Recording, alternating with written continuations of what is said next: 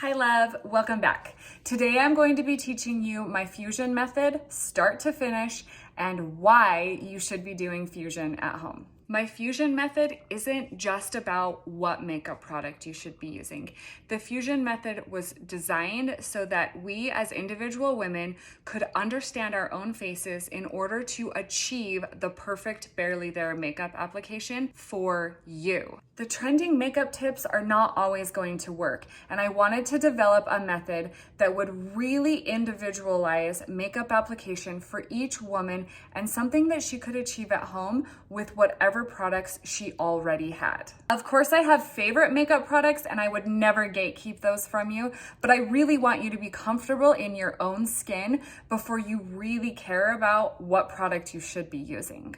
So let's talk about your mimetic muscles and how you can use that knowledge to get you the perfect application. Let's go back in time 15 minutes ago when I had no makeup on. To begin, I'm going to address my low mimetic zones first.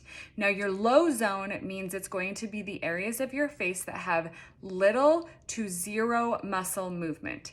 So the key for you to be getting the perfect fusion application is to understand your face and to evaluate what areas have little to no muscle movement. For me, that's going to be very much around my forehead here, and I will have little to no movement in about this whole area of my face. Some people will have some movement here, and they can have movement in the middle of their forehead. For me, I don't have much, but you want to evaluate yours to know for sure. I'm going to start with a cream contour and sculpt out my face to begin with. I'm using a detail brush around my forehead here. And the products that I recommend and that I will be using for my fusion application are the 3D foundation, which are cream foundation products, and Demi Color, which is a color solving system. Now, the method is designed for you to use with whatever type of makeup product, cream makeup product that you prefer to use. But if you are interested in the colors and the products that I highly recommend for the method, I have a free color consultation in my bio and on my website. So if those are interesting to you, it's free and I can match you for the colors that are perfect for your skin tone. So it's like having a Sephora rep on call for you any time of day. That's what my job is. You can see how quick and fast that was for me to apply because these areas of our faces and of your face don't really need a lot of attention to detail because no matter how ugly I try to make my face, there is going to be very little movement in those areas. But be aware, some people can have more movement here, some people can have more movement here. So those are zones that could be different on your face versus my face. So that's why it's important for you to understand the fusion method so that you can get this perfect application. And that's the whole reason I developed it. I'm going to use a buff brush for this and bring in just a little bit of cream foundation into this lower jaw zone for me that is a low mimetic zone, low muscle movement to little muscle movement within this area. Now, here's the tricky part of my face. So I have a lot more movement on this side of my face than I do on this side of my face. So I want to keep the foundation off of it. And I'm just gonna treat both sides the same, even though I really could put foundation over here. I'm just gonna treat both of them as if they are both high movement areas of my face. So I'm gonna just lightly bring in the foundation into this zone and very lightly into this zone. And I can bring a little bit up into here as well because I do get some disport. So I don't really have a lot of movement on my forehead. I genetically have super dark, super deep and strong muscles on my forehead. Bless my dad, he's the one that gave them to me. So I do get a little bit of disport in that area. The last area on my face that is a low zone for me, low mimetic zone, little movement, is this upper part of my cheekbone. So I will bring in a tiny bit of my cream foundation right there, not getting into my eye socket because that area is a high movement area. But I can quickly address the discoloration in my skin by putting it right here and keeping it out of high movement zones. I like a little bit of bronzer, so I am going to keep that sheer bronzer application very close to the areas in which I contoured. I'm just going to lightly buff that bronzer throughout the zone that is low movement for me. And I'll use this brush to really feather and blend out any of the foundation that is the 100% opacity, which is a cream foundation. So any product that you use in these areas can be 100% opacity. Probably it will be, but you want to be able to blend it and get it to be the most sheer natural application that it can be, giving you the coverage that you want, by using this type of a technique to kind of really just move it and blend it. And that's why I recommend creams, because they are so user-friendly and they are so flawless and pretty on mature skin. They just sit better, they sit prettier, and they look more natural. So that is what I'm always going to recommend. I do think the 3D foundation products are top-notch. So again, if you want a color match for them or any of the colors that I am using during this video, I have a free color consultation in my bio. That's it for my low zone. So you can see that I've just added in that pretty shadowing and coloring and left a really natural setup to go into the areas that are high mimetic zones. A high mimetic zone is your facial muscles that have a lot of movement. They have a lot of activity, a lot of strength, and that's why we're going to address those areas with a different product. Remember, the key to fusion is you understanding the muscle movement of your own face. So I'll teach you mine, but you're going to want to look at your own face and evaluate it so that you can repeat this application and have the perfect finish. For me, in my higher movement areas, I'm gonna draw a big circle around my eye here. This is a really high moving area for me. Around my mouth is a really high moving area. And I particularly have some melasma in this area and this area of my face. Melasma, while it can appear to just be discoloration in the skin, it does add texture to my skin. It does add a layer of just imbalancement within my skin surface. So that texture is a high moving area for me, because texture is never going to look good with a product that's 100% opacity. It can only handle a product that is less on that opacity scale. So I'm going to use color solving, color science, in order to correct these areas so that I do get that perfect barely there look. Now, this might take a little bit more time, but the effort that I put into this is going to stay flawless. It's going to stay with no creasing and no texture showing on my skin all day long. But if I were to put a cream foundation in that area, it will texture, it will crease, no matter how good I am at priming, powdering, and making it pretty. Color solving system I prefer is demi-color, and I am going to work within mostly these colors. They are the right complement to the tones that I'm working with in my face. So I always want to start with the darkest point of any correction I'm doing first. I'm going to do just a tiny bit of the color 03 on this purpley blue spot of my under eye, and I'm going to filter it away first. I basically will repeat the same thing on the other side of my eye and just address the spots that are this dark purpley blue before I move on to another area. It's starting to look even better now, but I still want to make it flawless and perfect, but you can see how big of a difference it made just by taking away those two really dark areas under my eye. Next up, I want to take care of the darkness on the inner corner of my eye. So I will just use a little bit of color that is complementary to filtering it away using the color wheel. I'm going to use a little bit of that same color just in this inner corner of my eye as well on both sides. It's got that same darkness.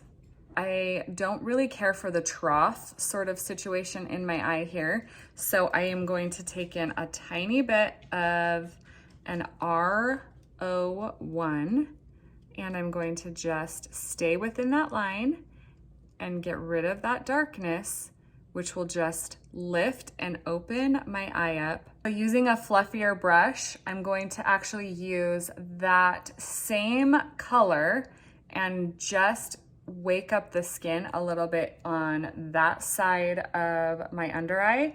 Again, keeping only into my high movement zone. I'm not going to go basically over my eye socket bone. Like if you feel that bone there, which you can when you stick your finger, I'm not going to go outside of that area at all, so that I keep the more color solving product right in the high movement zone, which will give me the perfect flawless application.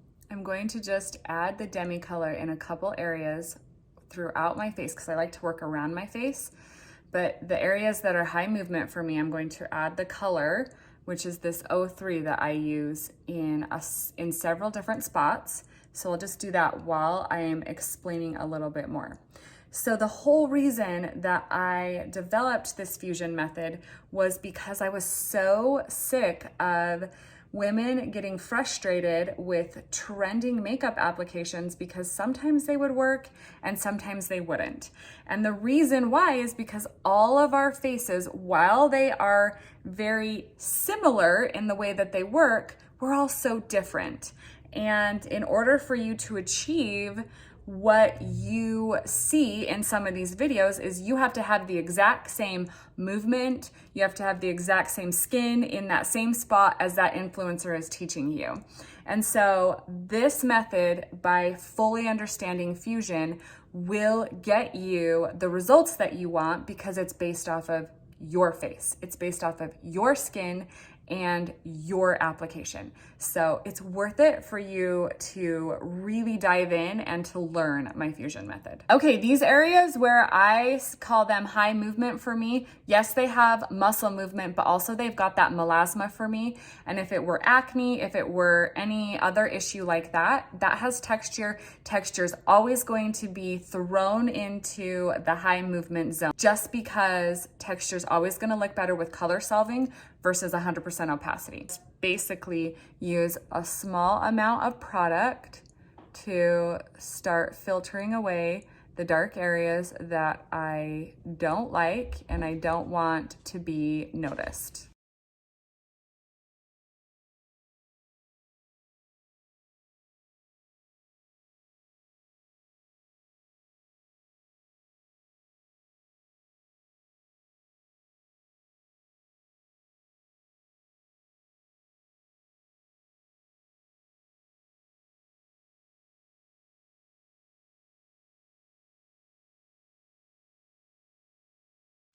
Part of my face that I consider to be a high movement zone is my nose. And there's a couple reasons for this. One, I have kind of like bunny lines or whatever you call those on the side of my nose from movement. I'm animated. I move my face a lot.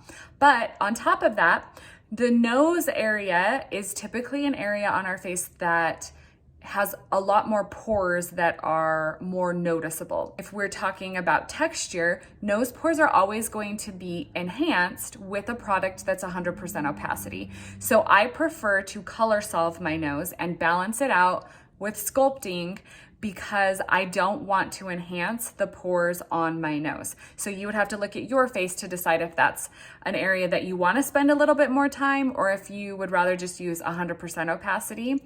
That's fine too. You just have to kind of evaluate and understand your face. So I am going to address mine with color solving. I'm going to use a higher saturated color for the side of my nose because I want to add in some bronzy sun kiss application. So I'm going to be using an 05. This is my trick to getting the perfect nose contour or nose sculpt every single time. If you're not good at it, this is the way to do it.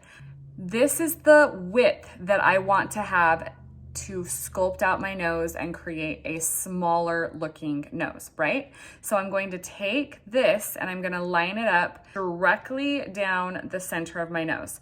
I'm going to use my brush here and I'm going to get my sculpt, which I'm going to be using a neutral red, which is NR, because my nose is actually quite green.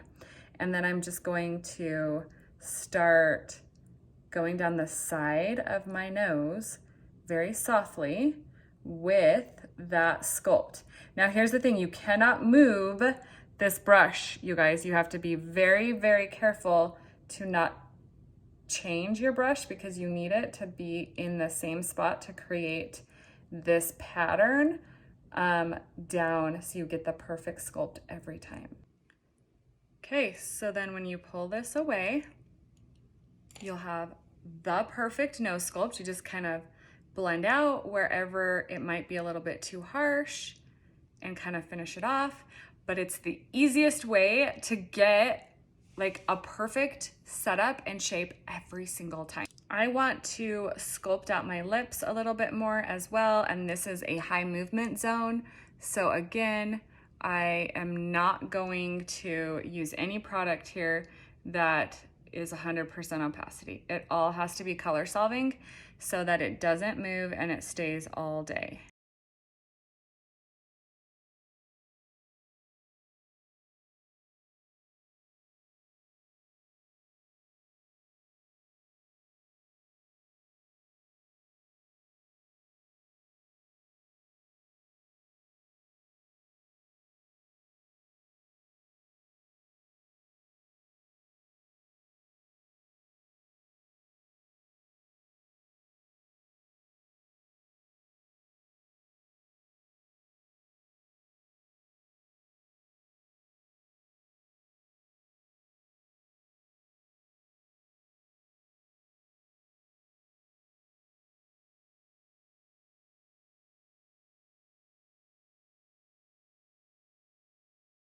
Okay, to finish off my face, you can see that I'm a little bit more pink. I tend to flare up a little bit more rosacea in the wintry side on this side of my face than I do on here. So I'm going to just add color to this area of my face to kind of balance and match with this one because this color is very pretty. So I just want to naturally add the same shade to this side and then just address a couple little darker areas in my rosacea, my winter rosacea, to just filter those out and then balance it between the two. So I'll use a little bit of Pinky Promise on like the pillowy part of my cheek and up here so that I start to kind of balance those two. Just kind of build it to get to the same sort of depth in balance, and then I'll address the dark spots. You should do this with your rosacea as well because it's so much prettier to have the natural God-given flush on your face than it is to cover it with something and then come back in and add color on top of it, because it's always going to look a little bit unnatural. So it's way better to work with it instead of fighting it and going against it. So I'm just balancing in the areas that I'm unbalanced, where there's, you know, a difference in the coloring. So I can bring those together. But I definitely see, where's the brush I want? Oh, here it is. I definitely see this darkness here, which is just more purpley veininess within the rosacea and a tiny bit here. So I'm going to use a little bit of color solving product right on top of those two areas and they'll just vanish.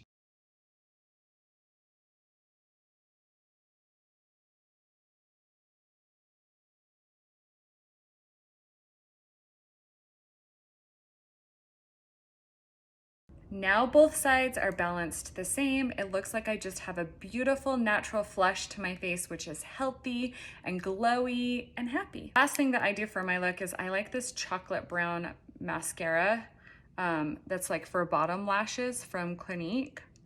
And I will just kind of lightly touch my bottom lashes. I prefer just a smudge of lip oil, but you can top with lipstick or whatever you like. This is what an ultimate fusion palette looks like.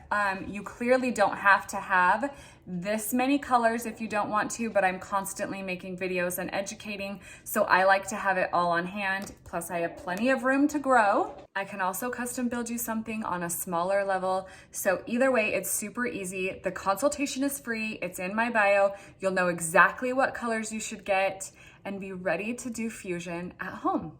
It's always super helpful if you guys share this video with a friend that you think would love and be interested in fusion as well. And be sure to like and follow. I'm so grateful that you guys are here, and I'll be back next week with more content. Bye.